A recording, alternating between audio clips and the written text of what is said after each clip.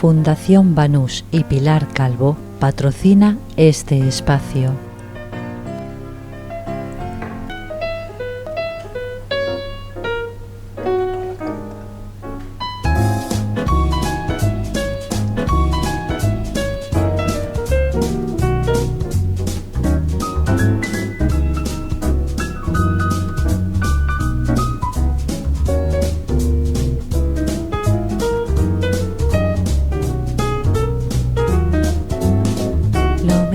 De cada casa.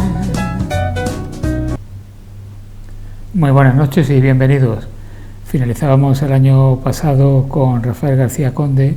Ya decíamos que una persona polifacética, amigo personal, y bueno, quería empezar el año 2023 primero deseando a todo el mundo feliz año. Todavía estamos en época en que se puede decir feliz año nuevo, que hay quien lo dice en el mes de marzo, todavía te dice feliz año nuevo.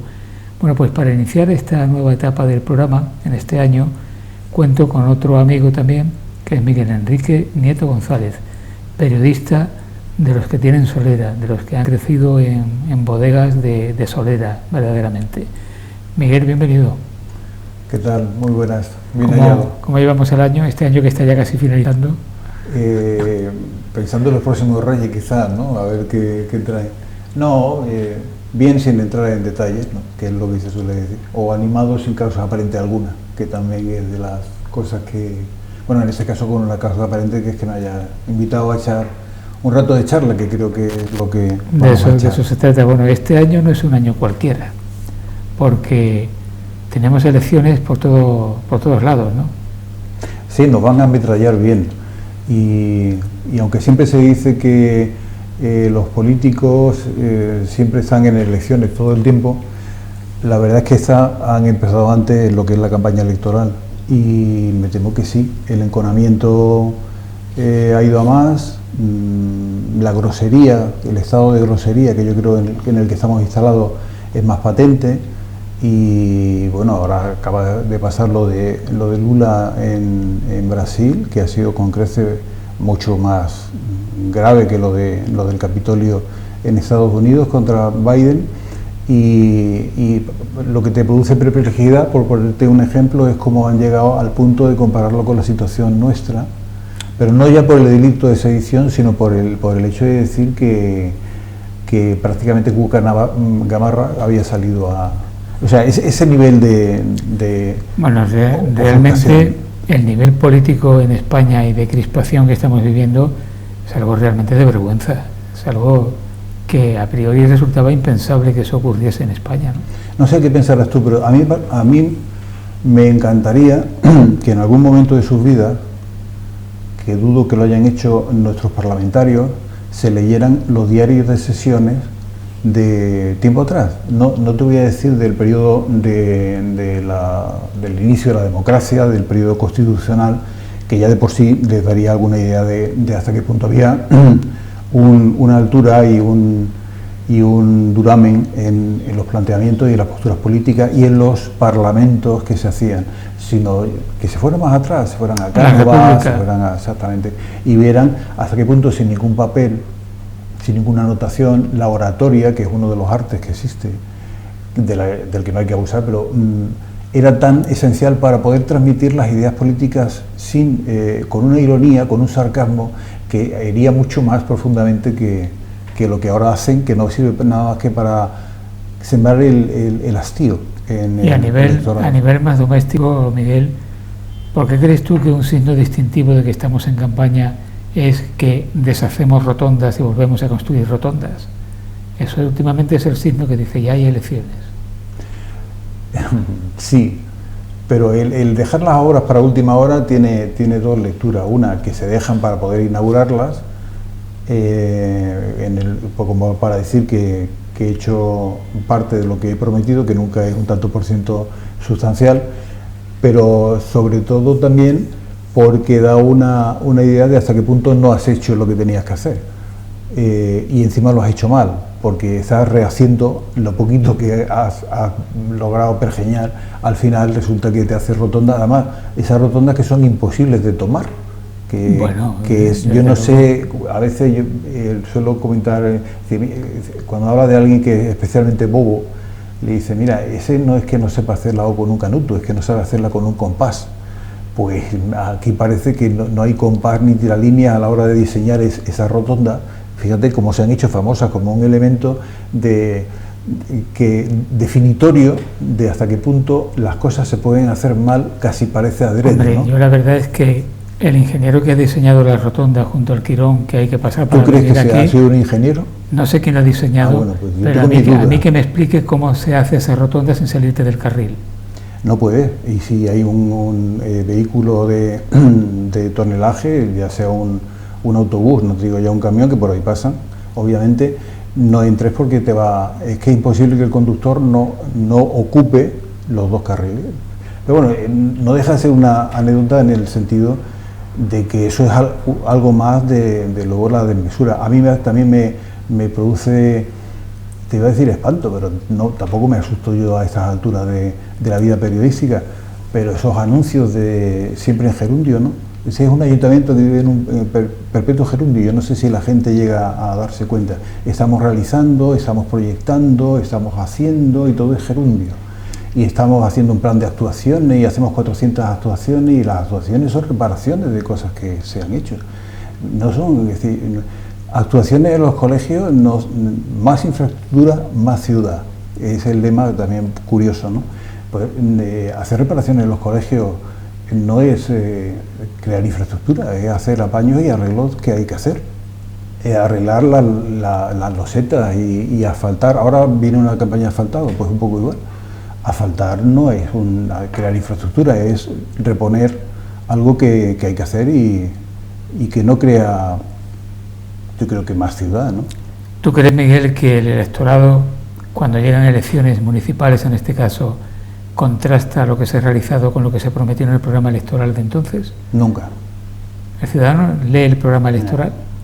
Sí, el ciudadano da la impresión, los programas electorales yo creo que solo no los leemos los periodistas, que tenemos la obligación de hacerlo, de todos los partidos, cotejarlos, porque es parte de la sustancia de la información, no ya electoral, sino del seguimiento que tienes que hacer, no solo de un equipo de gobierno, sino también de la oposición, de hasta qué punto la oposición está pendiente de cosas que un redactor de a pie puede darse cuenta y ellos no.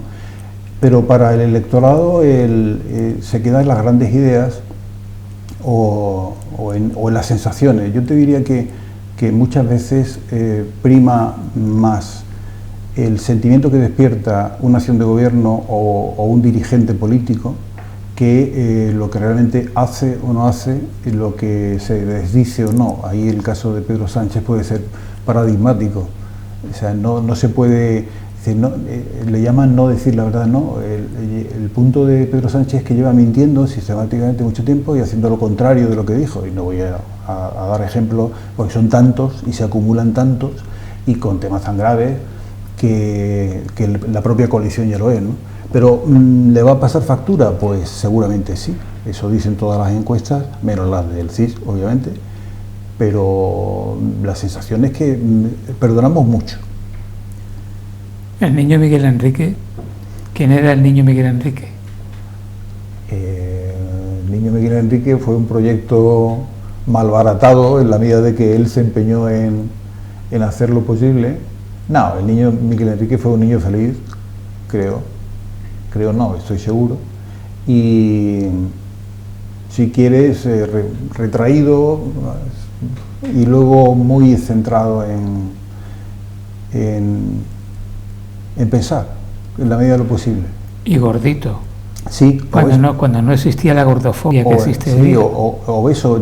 Eran aquellos tiempos en los que, además sabes que yo en los comentarios me río de mí mismo. Hice uno allí en los compañeros de Onda Cero, hablando del Mundial, y entonces me caricaturizaba yo mismo de lo malo que era en el fútbol y que solo servía de portero porque como llenaba la portería, eso se me daba bien, ¿no? Pues mira, pero yo... Igual que yo, tú imagínate que yo una vez hice de árbitro en un partido de fútbol y me persiguieron los dos equipos. A mí me pasó Qué buen igual. arbitraje, ¿no? Yo llegué sin saber de fútbol, al final me ponían de capitán, pero porque era muy bonancible, si quieres, y apacible, Y llegué al punto de que me tocó arbitrar un partido pero de cierta altura, ¿no? Entre dos colegios o algo así, no recuerdo lo que era.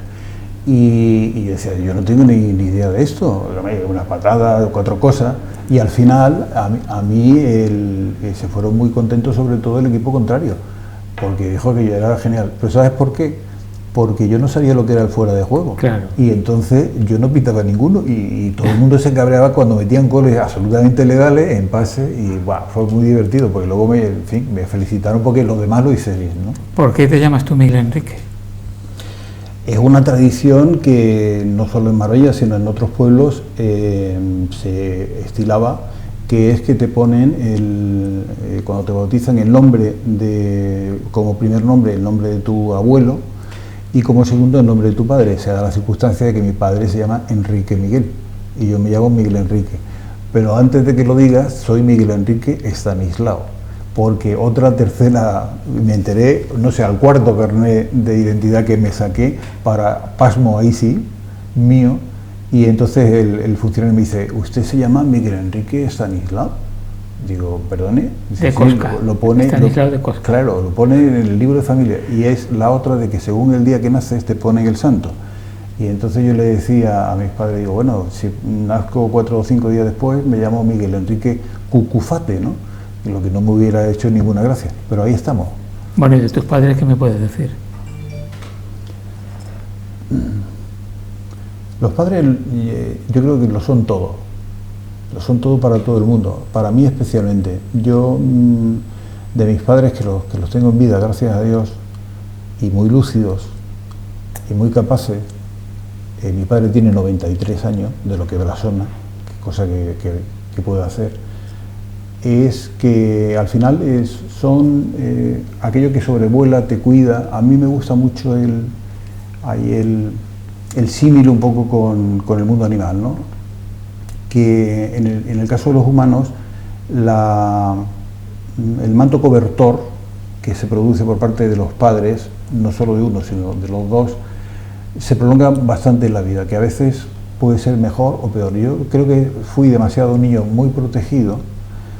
Mi madre tenía mucho, y lo sigue teniendo, miedo de todo, y entonces eso me dio, quizás como reacción, me convertí en cuanto pude en un aventurero pertinaz, y me he metido en todos los berenjenales que he podido, ¿no? De espeleología, buceo, escalada en la medida de lo posible, en fin, un poco todo eso, ¿no? Y luego en el mundo, digamos, intelectual o cultural, pues ahí me vino dado quizás. Pero sí, eso de mis padres han sido la guía de mi vida hasta cierto punto, es decir, hasta una cierta edad, sí. Luego hay que aprender a decir que no, y por ejemplo decir que yo empecé arquitectura, como sabes, pero ya había hecho cosas en periodismo, en radio, y entonces me planteé que tenía que decirle a mis padres que quería ser periodista después de haber hecho un año de arquitectura. Y entonces entendían que ser periodista era como ser terrorista, ¿no? Es decir, una cierta confusión semántica. Y hay que decir que no, ellos no lo vieron, era una profesión para nada prestigiada y me costó. Entonces hay veces que hay que decir que no, y ahí, por ejemplo, no se equivocó el niño, que ya era un joven, sino tenía razón. A mí un alumno me dijo una vez, maestro, tú estuviste en el servicio militar y ni siquiera te mataron. Tú has estado como aventurero, que lo has dicho, y como periodista y ni siquiera te han matado. Sí, la verdad es que sí. Tampoco estaba en situaciones tan extremas, ¿no? Pero alguna cosilla hemos hecho. El Amazonas fue más que nada esfuerzo, y el trabajo de Pepe Ogaya y todo el grupo, Paco Aranda, Pepe López, de que tener ahí un hospital, y entonces fuimos un poco a la historia. En el Sahara sí fue un poco más duro, fue supervivencia, o tramos de supervivencia. Y la conducción se hizo muy complicada. O sea, y en buceo no he tenido grandes problemas, aunque sí, también estuvimos sondeando fondos complicados, bucear en Tarifa es muy complicado, en fin. Cosas hemos hecho. Tu formación académica, colegios a los que vas, hasta antes de llegar a la universidad, ¿cómo se desarrolla tu trayectoria docente? ¿Me va a sacar el traje? ¿Me va a hacer la ficha? Para hacerte un retrato aproximado. Vale. Pues básicamente yo estuve en ECOS cuando era de los jesuitas, y cuando, en fin, no era tanto por el tema religioso, que luego me afectó mucho, obviamente, sino por la calidad de enseñanza que se daba allí. Y los jesuitas eran bastante abiertos. En la zona, en Elviria, el colegio sigue estando donde estaba, es una zona de alcornocales muy linda, entonces el entorno era muy propicio para desatender un poco los estudios, pero lo saqué bastante bien. Y yo empecé con un año de adelanto, que entonces se estilaba, si el niño tenía una cierta capacidad, parece que era el caso, pues te metían con un año antes a los cursos, que luego al final cuando llegabas al bachillerato, que ya pasé a los salesianos, pues tuve que repetir cuarto, ¿no? El cambio de los jesuitas a los salesianos fue sobre todo que allí fui interno, no por ser malo, sino porque era una tradición de la familia. ¿En Ronda? En Ronda. Estuve 3 años en Ronda, que es donde hice el bachiller superior, en régimen de internado, entonces era más flexible que en los tiempos anteriores, pero Ronda también se consideraba que era un sitio donde se aprendía a estudiar, y digo aprender a estudiar, y eso es cierto. Si ya tenía inquietudes, digamos, culturales, no espero que suene pedante, ¿no? Pero yo me hice letra herido en los salesianos, y toda mi base, el afán por saber, la curiosidad, la inquietud, me la hice allí. Son muchas pipas comidas en la Alameda del Tajo, allí en solitario. Pero después haces en el instituto aquí en Marbella, haces COU, ¿no? Aquí hice COU, sí. Iba a hacer medicina, yo, fíjate, hubo bandazos pero no logré hacer una matrícula viva, se llamaba, una cosa muy extraña, para hacerlo en Granada, porque entonces Málaga no tenía ninguna facultad, y estudiaba, Granada sí tenía prestancia como facultad de medicina, y la idea era hacerlo el COU allí, pero no salió, y al final lo hice para bien en Marbella, en mi pueblo, en mi ciudad, y el COU fue allí nos conocimos bien, había pandillas, como entonces le llamábamos, muy entrañables, salíamos, hablábamos. Para mí ese año fue genial, y luego ya empecé primero la arquitectura, como te digo. Tú hablabas de los ingenieros, ¿no? Pues también había esos psicólogos tan simpáticos, que resulta que yo tenía una capacidad, y creo que la mantengo, de espacial y de concepción de dibujo y de geometría especiales, que ingeniería y arquitectura eran muy apropiadas para mí, y yo había pensado entonces en medicina, pero al final pues me gustaba arquitectura, a mí el tema de espacio, urbanismo y todo eso, pues, me encantaba, y empecé allí, pero ya me di cuenta y ya hice periodismo. Y digamos que cuando estaba en tercero de periodismo, y aproveché que estaba en Madrid, ese periodo lo hice en Madrid y en Sevilla, hice primero de políticas también. Ese verano ya empecé a hacer prácticas en serio de informativos y de programas en lo que fue mi casa, que era Radio Cadena, y ahí empecé, subí, terminé la carrera, cuarto y quinto, y la tesina y todo eso, pero digamos que ya fue trabajando a tope en Radio Nacional, Sur, El País, en fin, ya sabes, Canal Sur. ¿Qué representó en su momento en tu vida Juan Carlos Reina? Juan Carlos es la persona que me dio la oportunidad. Tú sabes que en aquellos tiempos, aunque fuera sin pagarte nada, y aunque fuera un nivel de explotación, aceptado una esclavitud muy celebrada por parte de quien podía entrar. Yo ya había hecho alguna cosa de cine con un programa que se llamaba Gente Joven o algo así, con Pepe Zumaquero, que en realidad era un control excelente. Bueno, tú los conoces a todos, ¿no? Ni te cuento de tu hermano, de Pedro. Y ya tenía el gusanillo de la radio. Entonces ya era hacer prácticas de periodismo. Y ahí estaba José Manuel Bermudo, mi José fantástico, compañero del alma, que me vio así y dice, bueno, este nuevo tal, y me hizo trabajar, y aprendí mucho con él, porque no hay nada como trabajar para aprender, ¿no? Y luego resultaba que cuando iba subiendo a la Facultad de Madrid, y yo estaba en el turno de noche, porque era turno de tarde, perdón, la gente de tarde pues eran auxiliares de gente que ya trabajaba pero que le gustaba el periodismo, con lo cual se lo tomaba más en serio. Entonces, a nivel de pasar apunte, de avisarte de los parciales, subíamos a eso, era más fácil. Y yo recuerdo que para ellos yo era el privilegiado, no solo porque estaba en Radio Nacional, sino en los últimos años porque yo era el corresponsal del País, porque yo era el sumum, ¿no? En el País, y estaba trabajando en Sur también, y colaborando en Onda Cero, y de tertuliano en Canal Sur, y decía, bueno, ¿y tú de qué te quejas? Y claro, tenían toda la razón, porque solamente ahí Juan Carlos fue el que me abrió la puerta y la posibilidad a todo lo que vino después. O sea que le tengo un aprecio y un cariño absoluto. Ahora hay una iniciativa para intentar poner el nombre de una calle a Juan Carlos. Lo sé. Espero que prospere. Yo, sí, yo no es que crea que prospere, yo creo que saldrá vamos, que el trámite será sin aristas, espero, porque realmente para ver las calles que se han puesto a nombres que a veces son desconocidos, un callejero luego tiene que, cuando la gente lo vea pasado un tiempo, con perspectiva, debe saber de qué va. O sea, que no se puede poner a cualquiera que no tenga una nombradía o que no haya tenido un saber estar en el pueblo y que no haya dejado un legado. Y en el caso de Juan Carlos, en lo que fueron, era la radio, una de las almas, uno de los pulsos, uno de los pálpitos de este pueblo era la radio.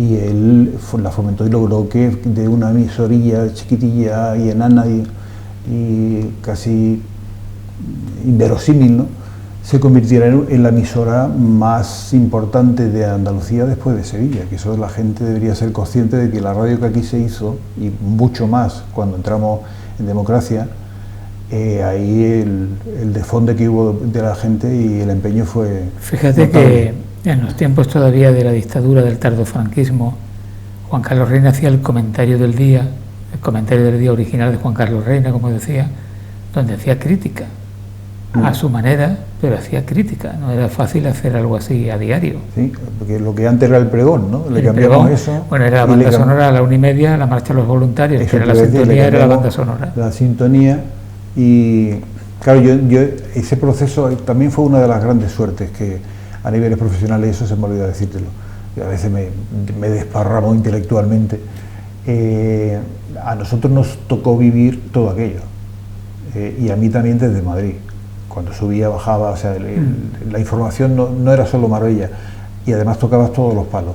Entonces, el tránsito desde Carlos Arias Navarro, por poner como presidente de gobierno, para la gente se haga un cálculo, desde el franquismo, porque Franco estaba vivo, hasta lo que ocurrió después, todo eso se vivió en la radio. Y el cambio de libertad y el empuje que se dio a todo tipo de iniciativas fue increíble. Y aquí fuimos pioneros, y podemos echarlo, José lo sabe bien, Bermudo, que el empeño que pusimos aquí fue notorio y estábamos todo el día en la radio. Como no teníamos suficiente trabajo, ni tan siquiera con todo lo que el verano era ya de por sí, no solo por el famoseo, sino porque Marbella se convertía en polo de información nacional e internacional, pues nos creamos un informativo a las 12 de la noche. Lo recuerdo. Que daba las exclusivas del día. Todos los periódicos iban a remolque en aquel punto y las dimisiones de Alfonso Cañas, en fin, todo aquel magma político lo vivimos muy de cerca. A mí me han dicho, Miguel, a ver, no sé si esto es alguien con bad milk, con mala leche. Sí. Tú no has tenido hijos, no, pero que si hubieses tenido un hijo, te hubiese gustado llamarle Jesús Gregorio. ¿Ahí hay algo de mala leche? Sí, por tu parte. Por mi parte. Sí, no creo que algo tan acerado como llamarle ¿Qué te pasó a ti con un tal Jesús Gregorio? Bueno, yo con un tal don Jesús Gregorio, don Jesús, a quien yo apodé así familiarmente por el logro, en justa correspondencia como me trataba, simplemente que me convertí en su bestia negra y vino dado, ¿no?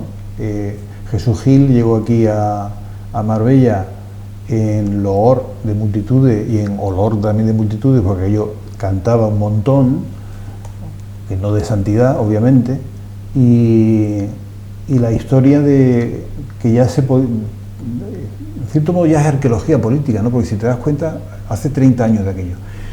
Pero el que hubo un antes y un después en Marbella, con la llegada de este personaje, que arrasó con todo lo que pudo, se llevó todo lo que pudo, amparándose en un populismo que ahora vemos mucho, ¿no? El que se está dando en países europeos e incluso en nuestra política nacional también. Aquello fue el mayor proceso del latrocinio continuado que se hizo en un ayuntamiento que tenía muchísimo dinero y muchísimos terrenos y mucha posibilidad de hacer barbaridades, y las barrabasadas fueron enormes. Y a mí me tocó, en desgracia, el tener que contarlo.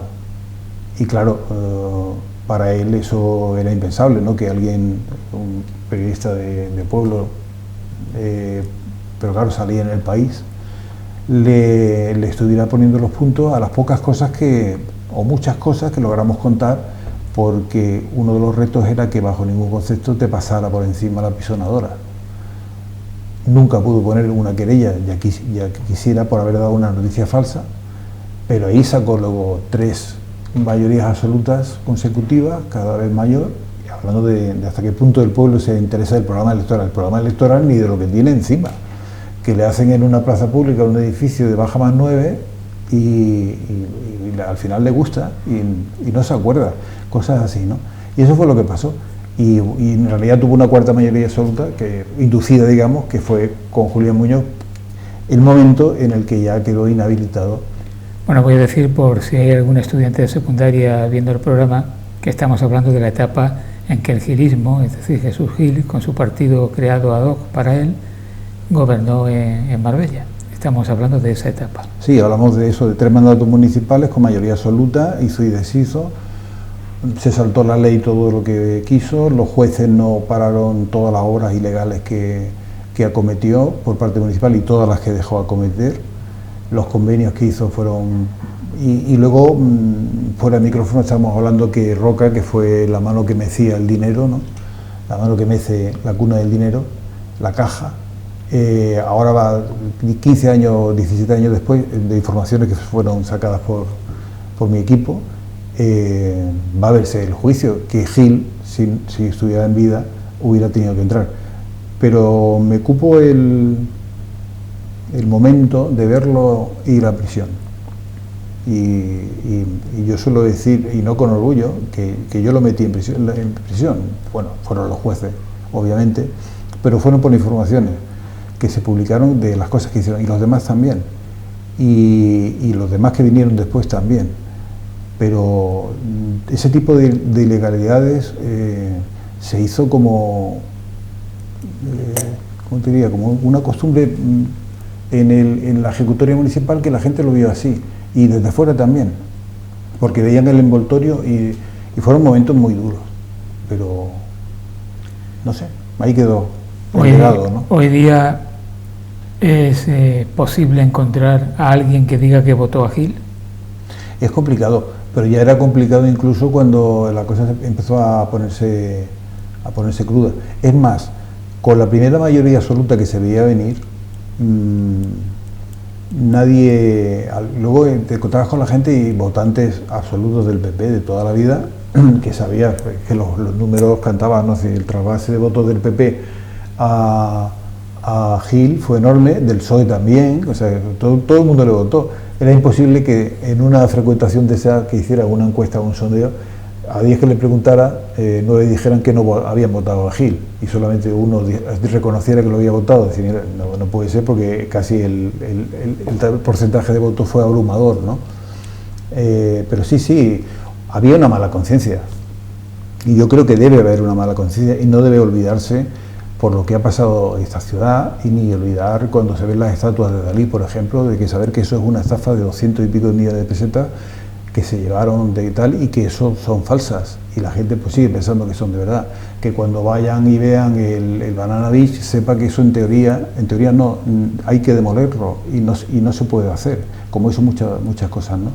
Ese legado, y sobre todo ese quebranto moral que se produjo en la ciudad, no debe olvidarse nunca.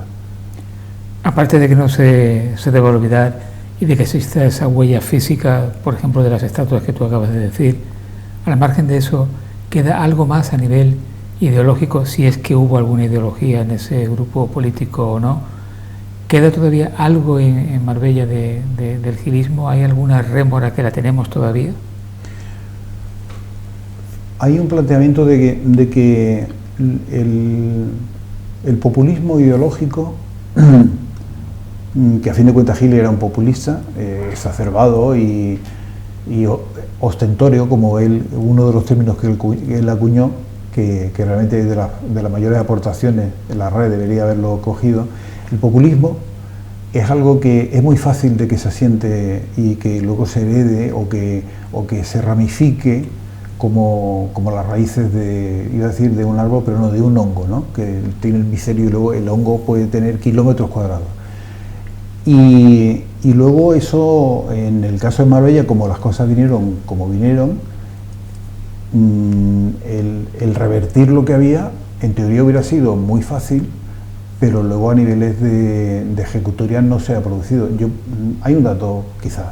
Yo no sé si la gente sabe, y tampoco le importa, que en los últimos presupuestos, cuando la partida de personal del ayuntamiento, cuando rozó el 30% del presupuesto municipal, aquello era una tragedia y era un motivo de un debate, si te digo, brutal, ¿no?, entre los partidos políticos que había, porque era decir que no podíamos estar así.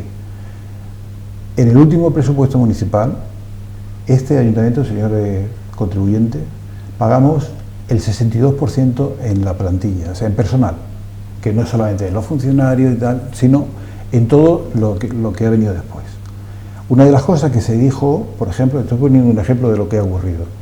Gil metió como personal de confianza a todo el grupo de apoyo, luego tuvo que echar a mucha gente porque no podía con él, pero a 300 o 400 personas, una burrada.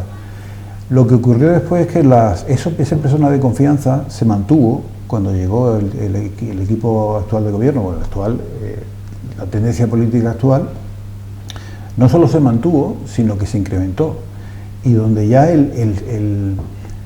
digamos, la pirueta ya resulta obscena, es lo que ha ocurrido en las últimas, que es que tú, los concejales que ya tenías en tu equipo de gobierno, ahora te creas toda una rama de directores generales, de consejeros, de coordinadores de área, con unos sueldos que se equiparan a los de los ministros, en algunos casos, y mantienes a los concejales delegados en su puesto, con lo cual has vuelto a incrementar. Eso explicaría esa red clientelar que es innegable, por más que ellos no lo digan, pero ahí no solo es que se haya seguido la tendencia del gilismo, sino que en este tardo gilismo, a mí no me gusta hablar de neogilismo, pero en las formas no, en muchas cosas se ha cambiado, claro que sí, pero en eso, por ejemplo, en cosas sustanciales, si el 62% del presupuesto se va en eso, y luego tenemos 50 millones solo de inversiones, que significa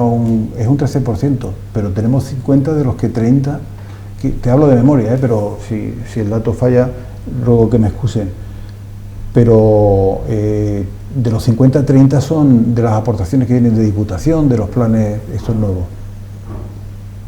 No sé, yo ahí la deriva que ha existido, yo no he visto una regeneración, no te voy a decir democrática, porque democrática sí que ha habido, obviamente, y además han ganado su mayoría absoluta el actual equipo de gobierno. Una cosa, ¿no? Miguel, a ese monstruo laboral del Ayuntamiento de Marbella, ¿quién le pone el cascabel? Porque ha habido también opción de izquierda gobernando, aunque no haya sido mucho tiempo en el Ayuntamiento, y lo que es el tema personal nadie lo toca.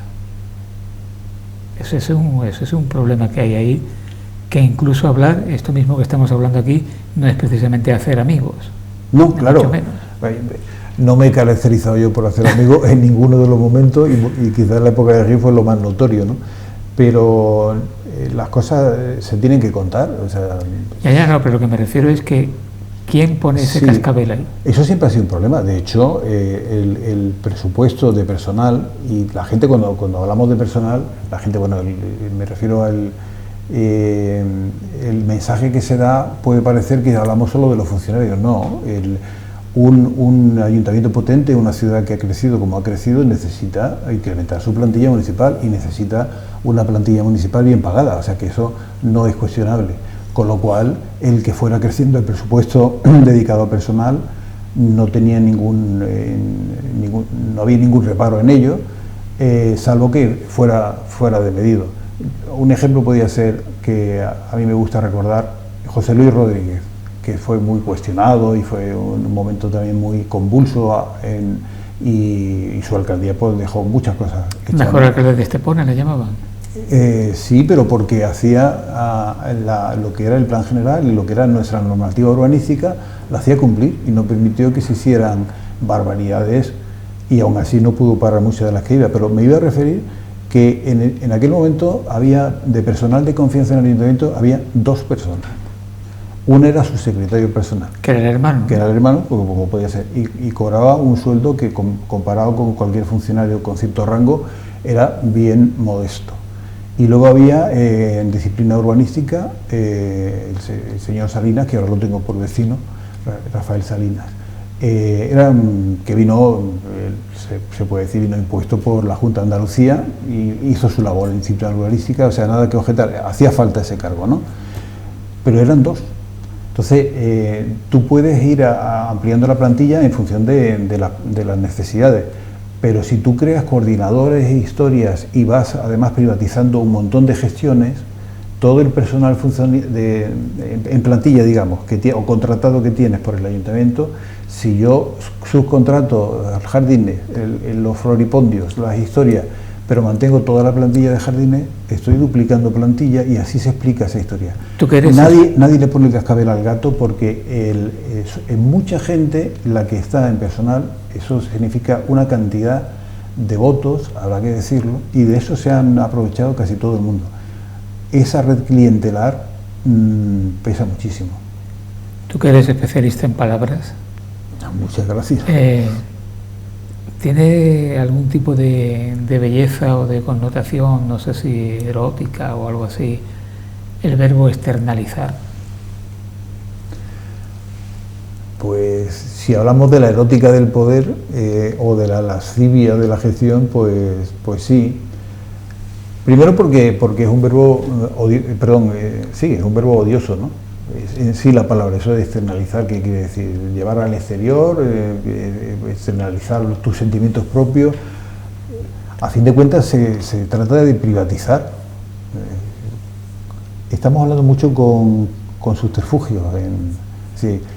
Usted no falta la verdad, no, usted miente, dígaselo. Usted matiza sus declaraciones, no, usted se desdice. Hablo a niveles generales. Pues esto es igual. Usted externaliza no, yo no externalizo, yo privatizo.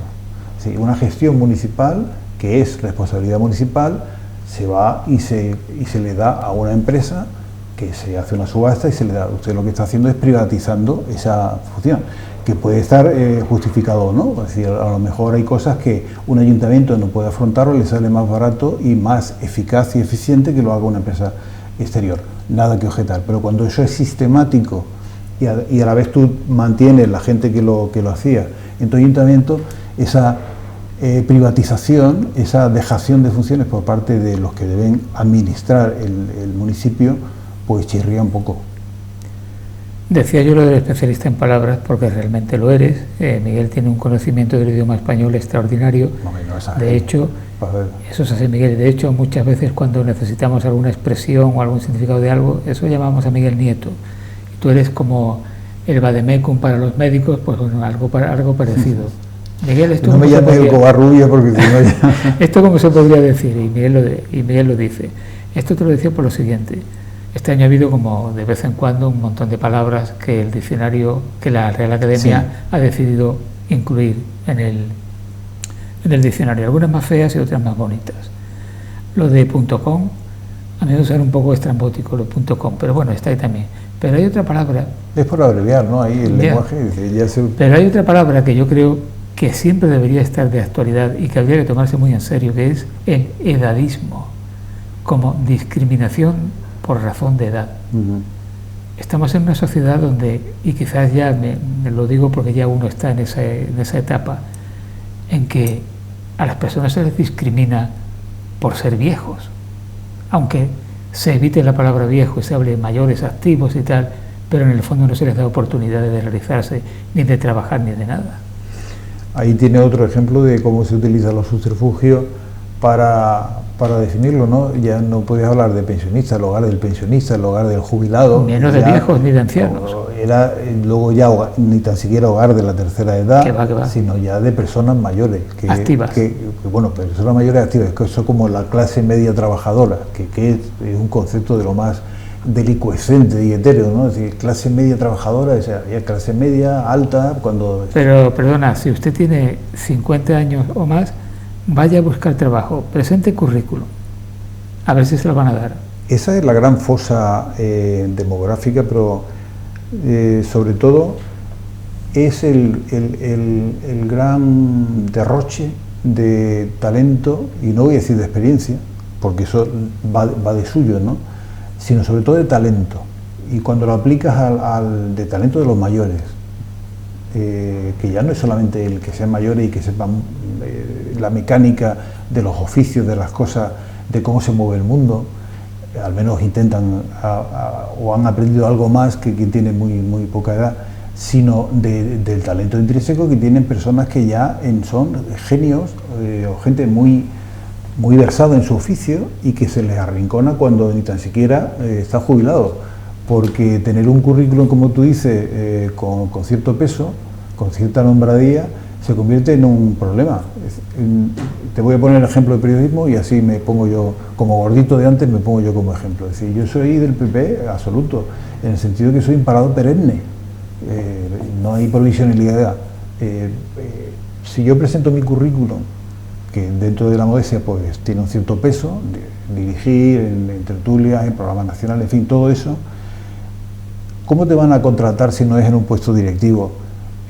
Cuando tengo a compañeros que si entran en un periódico por lo que me pudieran pagar a mí si entrara yo como redactor normal, se contratan a 3 y sin cumplir horario, y cuando están en sensación de subempleo un montón. Entonces, quien tiene una cierta experiencia y tiene papeles y libro de familia, o sea, un libro laboral en este caso, se encuentra con mayor problema para encontrarlo, porque nadie contrata ese tramo de edad, ¿no? Y luego está lo otro que tú dices, que incluso ya cuando llegas a ser jubilado, o cuando ya tus pliegues son parte de tu fisonomía, tampoco tienes posibilidad. Antes, por ejemplo, en los catedráticos sí había una posibilidad en el tema de educación, pero no te da no puedes seguir aportando lo que tienes, y eso es un banco de conocimiento que se pierde. Es como las voces de los antiguos pueblos, que estamos perdiendo los cuentos, los relatos, y estamos perdiendo parte de la historia, y eso vale para todo, para una gracia, para todo lo demás. Y estamos en creo que estamos en esa franja donde esa sabiduría popular y ese conocimiento de lo que era el pueblo y todo lo demás, que debería ser historia, pero con mayúsculas, historia para colocar en los muros, pues se está perdiendo, y es una pena. ¿Tú no crees que habría que inmortalizar? Bueno, tú lo puedes hacer porque tú eres un fotógrafo, eres también un fotógrafo magnífico. Gracias. Bueno, que habría que inmortalizar la imagen de alguien leyendo un periódico en una cafetería, porque eso está a extinguir. Dentro de nada eso va a ser una imagen que la gente joven ya no lo va a conocer, no va a saber qué estaba haciendo esa persona ahí, ¿no? Al final podemos hacer una estatua como la de Pessoa, ¿no? El Lisboa, claro, ¿no? Claro. Una cosa parecida. Y sentarte allí con él a leer. Fíjate, yo creo que... Yo ahí soy optimista, en cierto modo. Va a parecer una cosa rara. Si alguien que esté leyendo un periódico de papel va a parecer tan raro como cuando nosotros nos encontramos con los periódicos en los formatos que ahora se conocen, y estaba el periódico Savannah, que era el periódico británico, ¿no? El Times, enorme, que había que plegar como si había que hacer papiroflexia con el periódico. Pero lo que sí se está detectando es que el tacto del papel, y el papel prensa es otra cosa, el tacto del papel incluso en las revistas, ¿no? Es diferente. No es lo mismo leer en una pantalla, leer en un ordenador, un periódico que te puede llevar, lo puedes arrugar, te sirve para muchas cosas, para relleno, para quitar manchas de aceite. Esa sensación de que es tu periódico y que lo lees tú con tranquilidad y no es algo que te viene de fuera, sino que haces un acto volitivo de ir a comprar el periódico, es como lo de ir al cine. No, eso no va a cambiar. Claro que si tienes toda la oferta digital, es como internet, ya las enciclopedias es mucho más difícil que las cojas, ¿no? Pero el papel prensa no creo que vaya a parar. Cada vez están más escochimizados los periódicos, eso es algo evidente, no dan para el proceso de impresión, los costos están muy altos, la publicidad no entra, ya va a otros canales y a otros medios, pero fíjate que el ejemplo podía ser, la televisión iba a matar la radio, ¿te acuerdas, no? Bajo ningún concepto. Es como, y el DVD va a romper los discos analógicos. Y al final la televisión lo que hizo fue matar a la estrella de la radio, pero es que era muy feo. El tema aquel, ¿no? Sí. Kill the Radio Stars, no recuerdo el grupo. Pero todos los procesos, todos los avances tecnológicos, al final, a veces sí terminan con alguna de las actividades que tenía. Pero en el caso de los medios de comunicación, fíjate que siempre hay un remanente, y el caso de la música, por ejemplo, tú que eres un melómano, ya que estás echando muchos piropos, lo diré yo, un melómano, exacerbado, y un letrerido también. Ahora, desde hace unos años, el tener un vinilo y volver a un Technics, por decirte algo, con su aguja Shure, y oírlo porque es la grabación original de Ella Fitzgerald, en el Cotton Club, y te colocas con tus antiguos baffles. Claro, el sonido en los baffles, los amplificadores, ha mejorado mucho, pero al final estás haciendo una lectura analógica. Claro. Y se dijo que el CD-ROM iba a acabar con él, ¿te acuerdas? Cuando era un sonido digital grabado digitalmente, el DDD, y luego o sea, grabado digitalmente, procesado, y luego ya, además que era irrompible y rayable, que lo cual era mentira, como tú bien sabes, que algunos se hizo la prueba, se quedó sin disco, pero sí que el sonido era muy plano. Entonces dicen, no es lo mismo que oír jazz en un concierto en directo, por ejemplo, que es la música quizás más fácil de discriminar en ese sentido, que oírla sin ningún tipo de ruido y como algo muy aséptico, muy de hospital, ¿no? Hablando de jazz, ¿cómo se te quedó a ti el cuerpo cuando tienes la oportunidad de presentar a Tete Montoliu? Wow. Yo creo que ese fue uno de los retos. Tú sabes que yo soy, no ya ajeno, sino que le tengo pánico, podría decir. Lo del pánico escénico no lo inventó Valdano ni de coña. Eso ya lo sufríamos algunos, que eso de subirse ante un auditorio en una tarima y hacer lo que sea allá arriba, donde te ve todo el mundo y estás desguarecido, no en un micrófono con tus auriculares, no en el escribiendo, a mí me daba pánico y yo nunca lo hice. Además estaba ahí Sabarito, Salvador de la Peña, y para nosotros ya sabéis que podemos utilizar el diminutivo, que era un genio en eso y sigue siéndolo, o sea que ya era no meterte en el asunto, pero resultó que estaba Radio Cadena haciendo un aniversario a nivel nacional de no sé, era su 25 aniversario. Y entonces se hicieron actos nacionales en diferentes puntos. Marbella era una emisora potente y decidieron que aquí se diera el concepto ya de Tete Montoliu. Tete Montoliu para mí era uno de los pianistas y compositores que me introdujo en el jazz. Entonces para mí era un ídolo.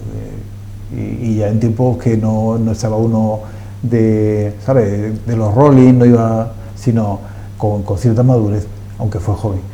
Y allí el que sabía algo de jazz era yo, y entonces dijeron que lo presentara. Fue, recordarle siempre, en el Cine Liceo, y yo creí que me iba a desmayar, pero por el nerviosismo. A mí, ¿Cine Liceo o en el Cine Magallanes?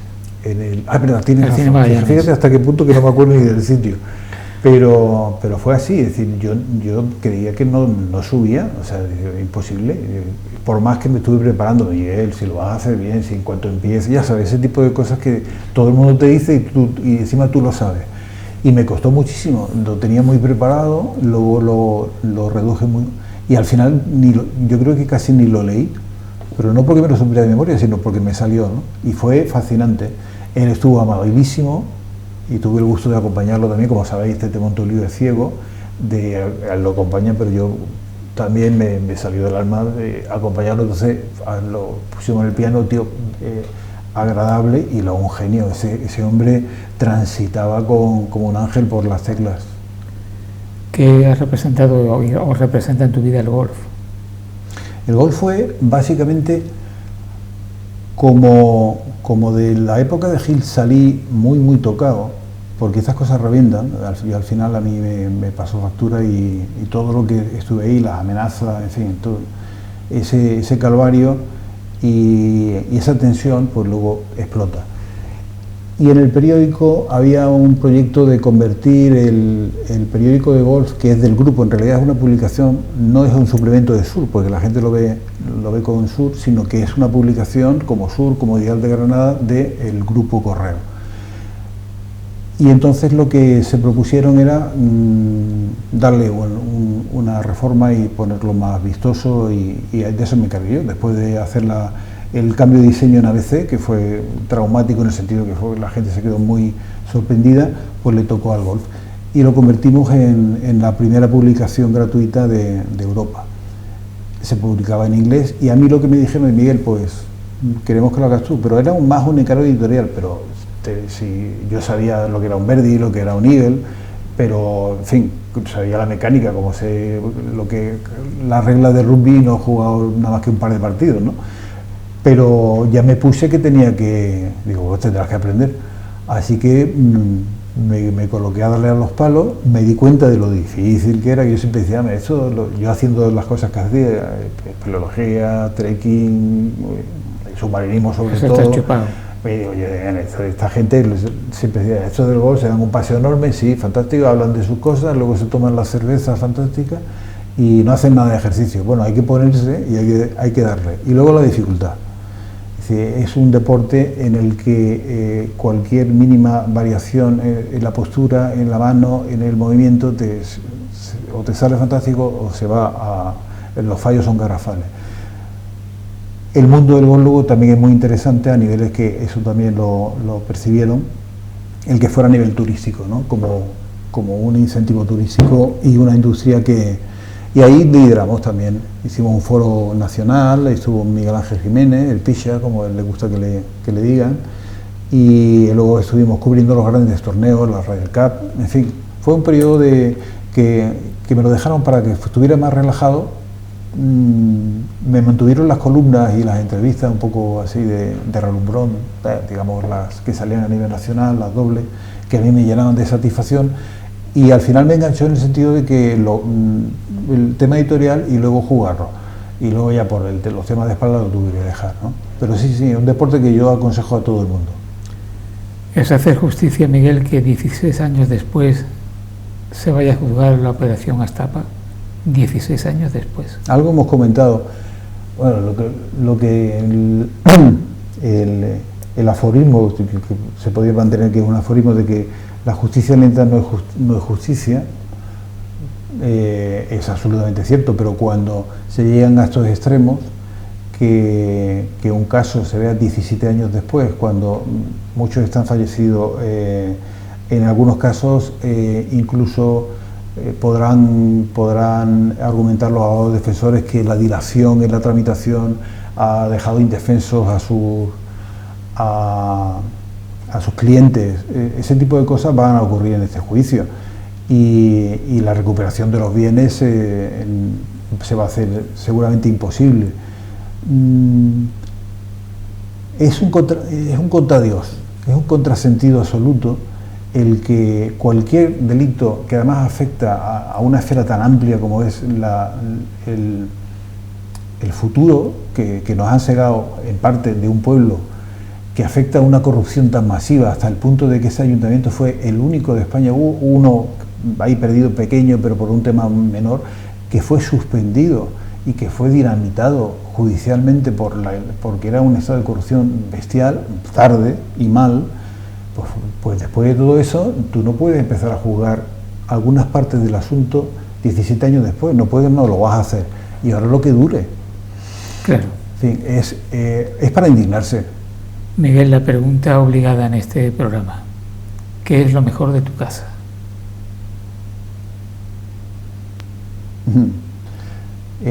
Lo mejor de mi casa es haber aprendido a mascar silencios y haber aprendido a trastear con las dificultades, ¿no? Y quizás a darse cuenta de que al final uno solo aspira a pasar la innecesaria a tener el don de la inocuidad. O sea, eso yo creo que darte cuenta de que los tiros van por ahí, de que hay que esa honestidad que has intentado tener siempre, llevarla a gala y mantener en la medida de lo posible la humildad. ¿Y el perro? El perro mis perros fueron grandes historias en mi vida.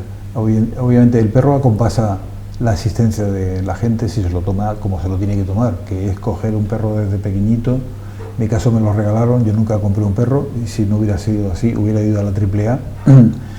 Cogerlo y se convierte en tu compañero, y cuando son activos los perros y tú también, pues no es que se convierta en la mascota, que es un término, sino que es parte de, si tú miras el tiempo que le dedicas a tu compañero de viaje, pues te marca un montón y aprendes mucho de los animales. Mira, aquí tengo el National Geographic que habla de, que te lo traía, que ahora luego te lo doy, eso aunque sean antenas que se lo traigo, que habla de la inteligencia de los animales, este número.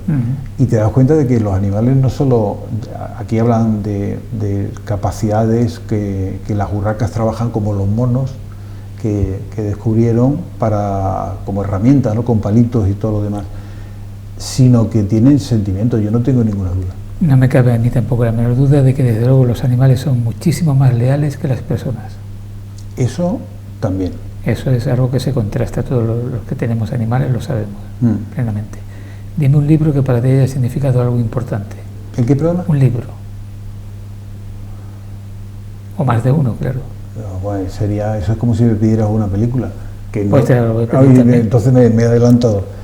A ver, un libro. Yo creo que te diría algunos. Mira, el nuevo que aún no he leído, de McCarthy. McCarthy es el que hizo La carretera, que la gente lo recordará por una gran película también con Viggo Mortensen, con el niño, esa película crepuscular y distópica de un mundo destruido, y es una novelita muy corta. Para mí es uno de los autores, por decir alguno de los modernos, ¿no? Como también me encanta Paul Auster, todo lo de Paul Auster también, McGeevan. La última, que no recuerdo el nombre, que ha sacado después de muchísimo tiempo, 12 años me parece que no ha sacado, yo el nuevo de McCarthy, Cormac McCarthy, lo recomendaría como lectura. Y luego entraríamos en los clásicos, y ahí si quieres La generación perdida, por ejemplo, a mí también me gustó mucho, Faulkner. Bueno, como tú decías, o Benet, en el caso español. Había que hablar también de una película, una o dos o tres. Las películas son más que nada sensaciones, ¿no? Eso es aún más complicado que hablar de literatura, porque si soy letraherido, confeso, yo no soy cinéfilo, yo soy cinéfago, o sea que yo devoro cine desde mi más tierna infancia. A ver, si hablamos de escenarios de luminosidad y tratamiento, alguna de David Lean. Quizá Lawrence de Arabia pueda ser emblemática, se puede aguantar casi 3 horas de metraje. Sí, porque una de las virtudes de las que carecía David Lean es que no sabía contar historias en poco tiempo. Exactamente. Él necesitaba metraje. Y luego a mí Billy Wilder también me encanta en todo lo que ha hecho. De cine europeo, ahí es que hay tanto. La Nouvelle Vague, yo creo que se está redescubriendo. En cine español estamos recuperando a un querejeta que marcó época, Saura. Sabría decirte, es que hay tantos. Antonioni en su momento, que un poco así, bueno, y me estaba olvidando de Fellini. 8,5 sería una película a tener muy en cuenta, entre las mejores que sean, más que la Dolce Vita. Y finalmente pongamos banda sonora, pongámosle una música. También hay muchísimos, pero yo creo que, te voy a decir 2, porque tienes a Ennio Morricone, y no voy a hablar de su ingenio, de su capacidad de grandes bandas sonoras como son la del bueno, el feo y el malo, en fin, todo lo de Sergio Leone, sino Cinema Paradiso, que como una canción puede sobreponerse a una película que ya de por sí, la de Tornatore, es buena. Esa sería uno de los que saben hacer espacios sonoros y puede trasladar sentimientos a la pantalla con la música, ¿no? Y ser el baluarte, el leitmotiv de la... John Williams, por su prodigalidad desde la Guerra de las Galaxias, Indiana Jones, sobre todo también Encuentros en la tercera fase, donde la música es la clave casi de la película, y no me puedo olvidar de John Barry, La Misión. Yo creo que probablemente una de las músicas más bellas que se han compuesto. ¿La Misión? ¿La Misión no es de Ennio Morricone? La Misión no es de John Barry. Bueno, ahora que lo dice, igual... Creo que es de Ennio Morricone. Sí, sí. Bueno, mire, ya tenemos la duda, tenemos que buscarlo. No, igual me equivoco yo, porque a veces a mí se me cruzan mucho las... Sí, entonces sí, no. Sí, de cualquier manera, que es una excelente banda sonora. De John Barry tengo alguna, pero ahora no caigo en cuál es, ahora que lo dices. Bueno, yo creo que has hablado de obra maestra de la composición cinematográfica. Memorias de África, hablando de música por supuesto. Qué buena. Sidney Pollack, el director. Sí. A los actores no habrá que decirlo, ¿no? No, sobre todo el guapo, ¿no? Yo te voy a decir, sí, bueno, ese es muy querido Redford. Ahora están sacando una cosa de Paul Newman fantástica sobre ella y sus relaciones con Cuba y su relación con el mundo. Bueno, se nos ha ido la hora. Empezamos a hablar, ¿no? Sí, porque además podríamos haber hablado de un montón de cosas más. Pero bueno, eso dará pie para que más adelante regreses otro día. ¿Y le pega la paliza aquí a la familia? No, la familia, como esto no es obligatorio, el que se queda es porque quiere compartir esta charla, ¿no? Bueno, si no hemos sido muy pesados. Gracias, Miguel. A ti por invitarme a echar la charla. Por supuesto, a todos ustedes, gracias también por una vez más habernos prestado atención. La próxima semana tengo la intención de regresar de nuevo. Espero que vosotros también. Hasta entonces, un saludo. Fundación Banús y Pilar Calvo patrocina este espacio.